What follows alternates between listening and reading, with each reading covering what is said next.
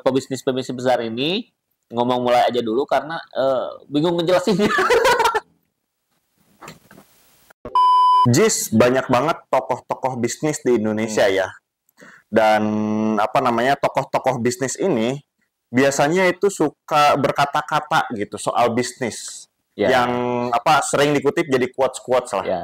Nah, itu kadang ada quotes-nya yang kayak nyeleneh gitu. Ada yang memotivasi gitu. Ya. Bahkan sempat yang kemarin itu kutipan jadi quotes-nya itu yang apa namanya? Ambiar gitu ya. Nah, ini gimana nih yang sekarang nih?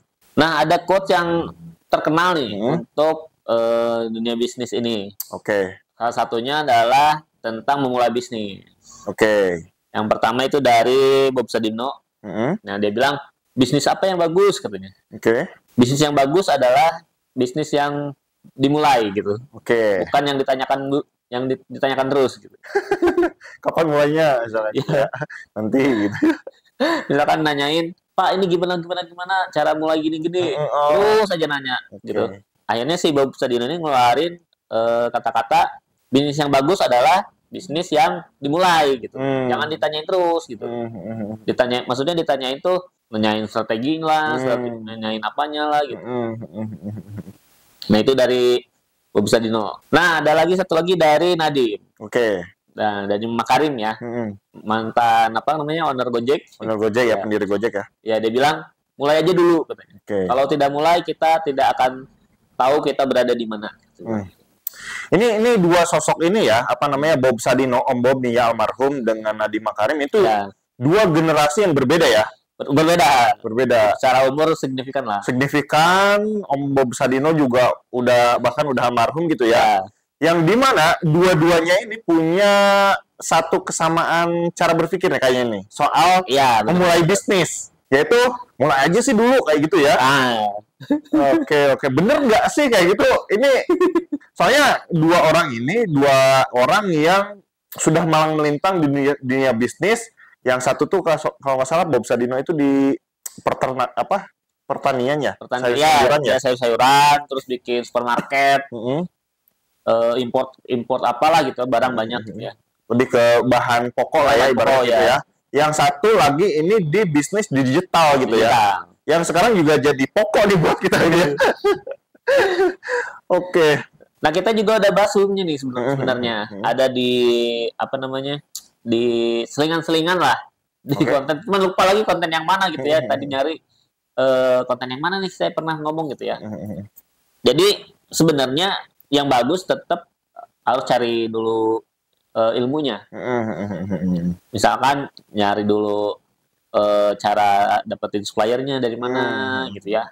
Terus brandingnya mau apa, cara marketing gimana gitu ya. Jadi nyari ilmu dulu, nyari bahan dulu. Mendalami dulu bidang itulah gitu. Baru nanti ketika buka bisnis kita udah tahu mau ngapain gitu, mau ngejualinnya ke siapa. Oke. Nah, jadi kalau misalkan ada persiapan, bisa langsung laku gitu, karena kita tahu jualannya kemana gitu, ke siapa gitu. Oke. Misalkan jualan toko sepeda gitu, jadi kita ikut komunitasnya gitu kan, yang otomatis mereka pasti butuh kita gitu. Oke. Kayak gitu. Nah, itu lebih ke apa namanya? Idealnya ya, belajar dulu ya. Iya. Pernah ngomong di beberapa konten itu seperti itu. Kalau saya ya kayak gitu. Cuman kok motivator atau mentor bisnis yang udah gede lah ya. Ngomongnya itu seperti itu, mulai aja dulu gitu.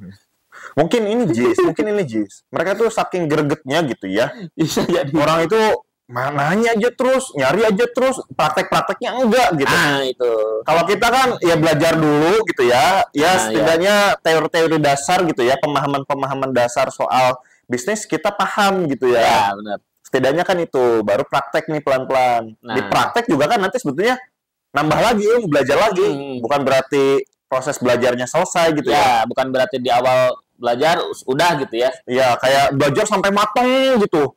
Bukan seperti itu ya. Bukan seperti itu, tapi cuman persiapan lah. Persiapan untuk awal membuka bisnis itu kita cari dulu yang dasar-dasarnya nih, kayak cara memproduksi produknya. Misalkan teman-teman mau jualan makanan ringan, ya harus tahu dong cara memproduksinya. Benar. Yang bagus gimana biar misalkan minyaknya hilang misalkan, agar awet misalkan. Kan itu kan hal-hal yang dasar ya. Iya. Kayak gitu. Nah, kalau menurut saya sih curiganya gini. Apa nih? Di pebisnis besar ini ngomong mulai aja dulu karena bingung ngejelasinnya. Oke. Bingung ngejelasinnya. Aduh, udah mulai aja dulu, nanti kalau udah mulai baru ketahuan tuh. Kamu tuh misalkan mentoknya di mana gitu kan. Iya, benar. Ya kadang sih apa ya? Ngejelasin ke orang tuh ada yang susah buat diomongin gitu. Ribet kalau harus dijelasin satu-satu, soalnya tadi kayak Om Bob Sadino lah ya, itu kan pengalamannya banyak ya. Ya, dia harus mulai dari mana nih ngejelasin gitu kan. Harus gimana nih? Udah sih mulai aja sih dulu. Nanti kalau kamu mentok di mana, ya udah nanti boleh nanya. Kita sharing tuh mungkin gitu ya. Benar. Pertama itu mentok bukan mentok, susah jelasinnya ya. Jadi udah mulai aja dulu lah gitu. Biar kalian tahu nih mentoknya sebelah mana, masalahnya di mana kan gitu. Baru nanti bisa nyari solusinya lah. Iya. Nah, kedua nih, curiganya adalah si pebisnisnya yang nanyanya itu punya perlawanan. Punya pertahanan ketika dikasih tahu orang gitu. Oh gini, ada suka orang tuh gini. Pak, menurut Bapak ini gini gimana?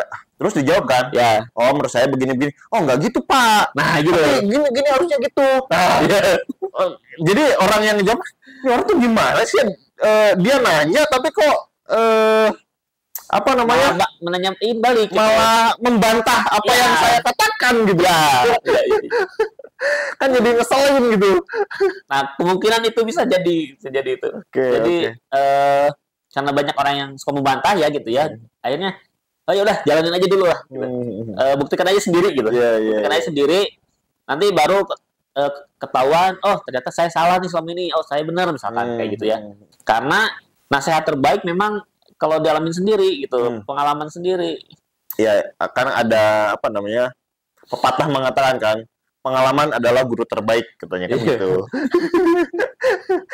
Jadi sebaik-baiknya guru kayak siapa, Bob Sadino ataupun Nadiem Makarim, pengalaman itu yang akan paling ngena gitu ya, paling memorable lah. Ya, paling ngena lah di kita lah, di manusia lah gitu ya. Karena kalau misalkan kita menerima nasihat dari orang, kadang kita ngeliat orangnya gitu ya. Kadang bener nggak nih omongan si ini kan gitu. Iya. Gen juga suka ini kan, masuk telinga kanan, keluar telinga kiri. Tapi kalau pengalaman pribadi gitu ya, wah susah banget nih. Tapi kita mikir sampai ketemu solusinya. Ya.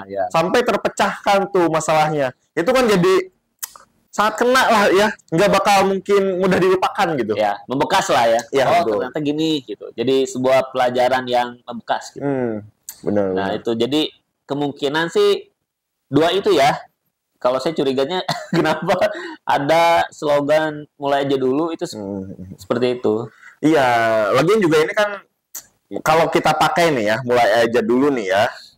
Sebenarnya sih mungkin ini nggak salah-salah banget nih ya. Nggak salah banget kan. Bahkan banyak hal yang positifnya. Ya. Itu mungkin ada orang malas tuh, lu nanya mulu sih, udah lakuin aja dulu gitu kan. Jangan karena takut ini kalau banyak ketakutan gitu ya, akhirnya nggak mulai benar. Akhirnya ya udah pakai teori ini tepat banget nih ya, mulai aja dulu gitu.